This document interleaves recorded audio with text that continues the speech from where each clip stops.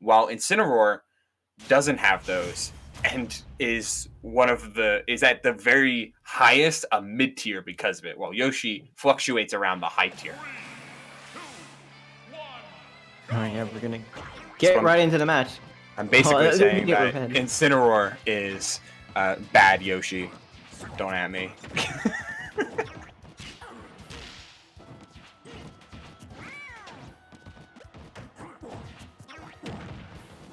Oh, okay. Oh my, the command grabs clanked. Yeah, that's funny. Yeah, see, basic combo game with up air. 3 up airs off of that jab block. Put on a ton of percent. Oh, he's dead? Oh no, he's not. He almost died. He was at 60. You know, it's for all that we can say about for all that I can say about character attributes, because you had pretty astute analysis of player. Dan has been putting in so much work with not only Incineroar, but just been grinding a lot of these brackets. But when you do things like that, that's going to net you a loss in stock, regardless of how good you had been doing. Yeah, there you just got to go to ledge and realize, all right, he's just F smashing. I can neutral get up safely when the move ends, and he won't be able to apply any pressure, but got a little too greedy there. Got punished. Oh, the command grabs clanked. Oh, that's actually pretty huge. Yoshi's egg lay is a whole lot quicker than the Alolan whip, so you might be able to throw it out on reaction even against even online. Yeah, I think it's pretty interesting that like the only way to stop a command grab is to have another command grab, and you know, this is probably one of the few matchups for Incineroar where you have to worry about Yoshi's neutral B like clanking with your command grab. And honestly, it's probably like if Yoshi doesn't land a command grab, like that's fine. He still has a lot of other tools, but I feel like Incineroar, like that command grab side B when you get the timing correct on it does so much damage. It's such an integral part of his kit that, you know, negating it would probably hurt him more than would hurt Yoshi. Yeah, it's Incineroar's best way to condition out of shield at a relatively effective range, especially given his overall speed. Meanwhile, Yoshi, while his grab game isn't stellar, just by having something that you can make players get out of shield is pretty huge for a character that thrives on going to the skies. As Burst is still thriving at 179. Okay, well, the kill throw will do it, but if every stock is surviving like that, you're feeling pretty good. As the timer is actually starting to tick down a little bit. Burst lost his first stock, and we're already past 3 minutes in the game, so gotta watch out for how passive Burst is being and how careful he's being around Incineroar, which, I mean, you kind of need to be. Incineroar can blow you up 42 in a hit. Yeah, what is that? Yeah, that was just Nair. Oh my goodness. And that backer is going to take it for DanTheMan. Immediately turning this game around. He got one opening and took it all the way to the end, and now Burst, after taking 40, had to even out that game, which he did. Fortunately enough for him, as time no longer seems on the table for him. He's got to start putting on the damage, or else Dan will start buffing him out with some of Incineroar's crazy aerials.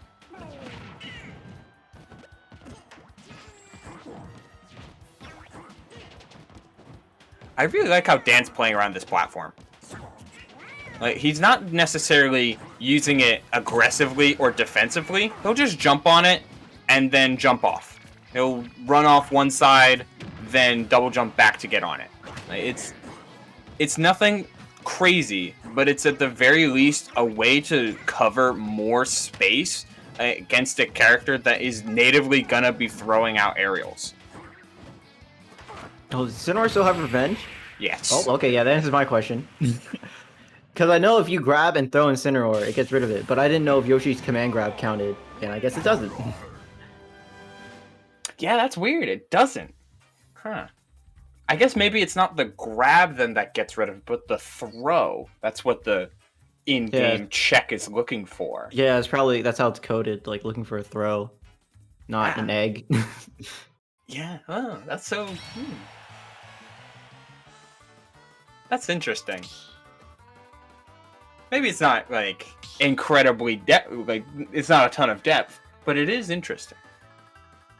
Yeah, and I mentioned earlier in this that like, oh, Yoshi might want to sit back and throw eggs, but hey, Incineroar can revenge that, and that turns that one Nair into like doing 42. It turns that side B. I think that did like at the end he was at like 100%, and then he got side beat and it did 50. So Incineroar was just one revenge due to eggs. Might be a big threat, but we're not gonna worry about that now. We got Inkling coming on the scene right now. Inkling is the matchup you switch to. That's interesting.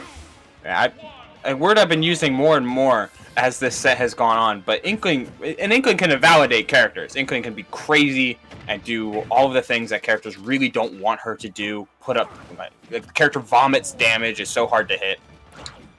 But also doesn't have things like Egg, or doesn't have the same level of impervious aerial aggression that Yoshi has.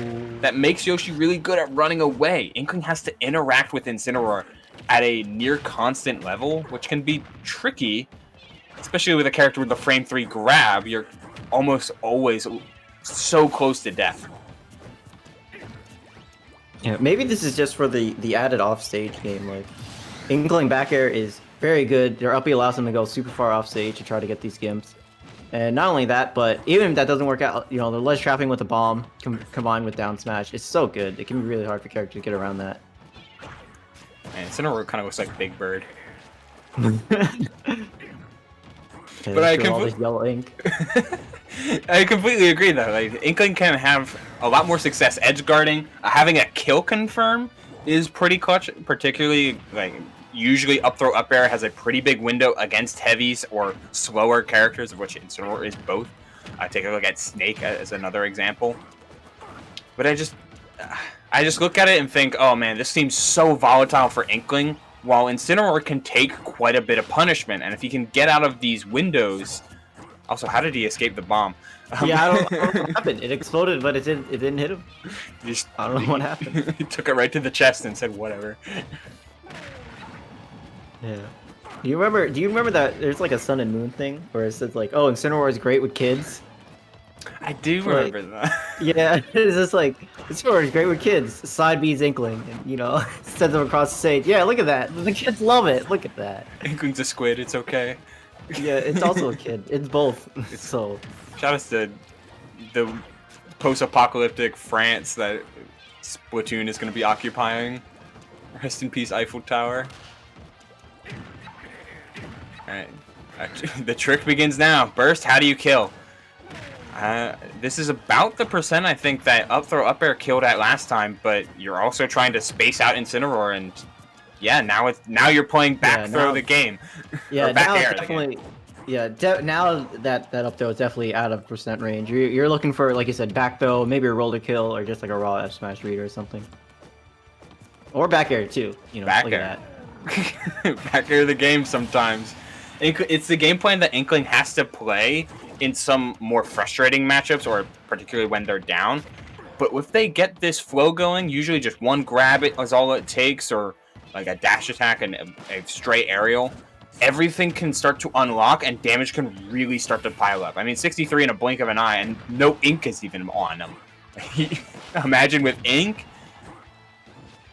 Still, you had 30 seconds, 45 seconds of a really good game plan, and your character's really starting to work, and now you're back into the same spot as before. How do you kill like this? Oh, that's it. What a mash! Doesn't get it. Doesn't get the confirm. That definitely would have killed though. But yeah, we're very. Oh my goodness, that also could have been it. But we're just gonna send Incineroar off stage. What? Yeah. How did that miss? I think it clanged with the cross chop.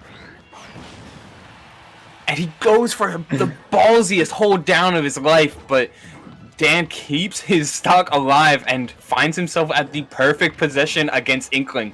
You either die to anything, or you get that one hit you need to kill Inkling right then. But 190 is the line that Burst drew. It's like, okay, you're not living past 190, and he killed him consistently before then. Manages to take that game by the skin of his teeth with a pretty solid comeback at that last stock. Dang, that was really close at the end there. Because this Incineroar is just natural, like high knockback moves. Combined with Rage probably would have sealed the deal for DanTheMan, but Burst had him such a high percent that anything from Inkling would have killed, including that back air to catch the ledge jump.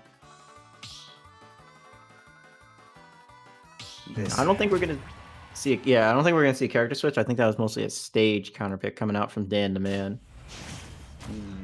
To where though? Where do you try to go?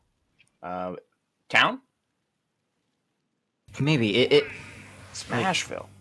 Yeah, I think this is a double-edged sword, just because one, Inkling gets you off stage a lot easier, so it's easier for them to set up the ledge trapping, and also the like ledge guards or edge guards. But also because it's so small, Inkling's forced to interact with you more. It's easier to catch up to Inkling. Yeah, it can be kind of tricky, and we already know that Dan is really content with playing around these platforms, as the revenge does get used up by the sour hit of the Darkest Lariat. You're dead, yeah. That Inkling down smash, the entire splash of the bucket is the hitbox, so it can be really good at two-framing and catching air dodges to ledge. Or, in the case of Incineroar, that side B. But now Dan is kind of on the back foot. He looked really solid in the PS2 game, but Burst is really starting to put together some really solid combos, and with this lead, he can play more towards Inkling's evasiveness instead of only trying to look for big damage. Yeah, and I think, you know, DanTheMan starting to get to that percent where that up throw up air is going to be back online. That lone whip not going to take it just yet. Yeah, with this amount of rage, up throw up air will start killing now as he misses his dash. He just F-smashed over there. Down air? No. Oh, you're dead, though. Wait, you saved your jump. Doesn't matter. That bucket, the hitbox on the down smash is so good for Inkling. It hits like right below the ledge, so it's perfect for catching those moves like that. Yeah, what a way for a counter pick just to go completely right for one player and completely wrong for another. Not only in terms of stage, but once it looked like Burst had gotten his Inkling fundamentals back into his hands, it was almost over right then from Dan. Yeah, like I said, this stage is double-edged sword. You know, on one hand, it's easier to catch down Inkling when you need to, but on the other hand, you know, you'll get thrown off stage a lot more often, and then lead those setups like that lead into down smash edge guard. And, you know, Incineroar really can't do a lot about down smash sometimes. The dash on these down smash. I thought he was gonna go 3 for 3 with another down smash, but no ink. Now is the time to really beat up if you can on Burst. Still lacking in the ink. He won't be able to upbeat. Okay, sure. Okay. All right, DanTheMan's gonna need like a crazy stock to make this three stock come back a reality right now. Oh, he was looking for something crazy. Yeah, that's it. He barely died. His trajectory started to be affected by the DI a little bit, holding